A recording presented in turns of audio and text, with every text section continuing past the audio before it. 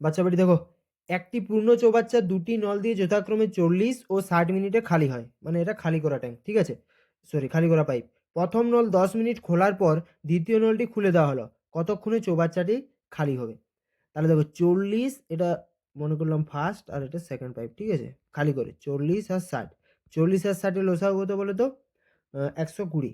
তাহলে total capacity ট্যাঙ্কটার হচ্ছে 120। এর এফিসিয়েন্সি কত? 3, এর এফিসিয়েন্সি হচ্ছে 2।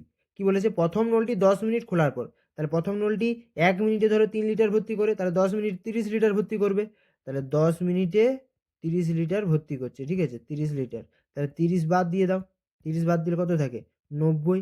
তাহলে এই 90টাকে খালি করছে বলে তো, কতক্ষণে চৌবাচ্চাটি খালি হবে? দ্বিতীয় নলটি খুলে দেওয়া হলো, তাহলে এখন কিন্তু দুটো নলেই চলছে, তাহলে কি বলে, প্রথম নলটা 3 আর দ্বিতীয় নলটা 2, টোটাল একসাথে তারা 5 লিটার খালি করছে, 3 আর 2 5। তাহলে এই 90 লিটার মনে করো যদি 1 মিনিটে 5 লিটার করে খালি করে, তাহলে কত মিনিট লাগবে? 18 মিনিট লাগবে।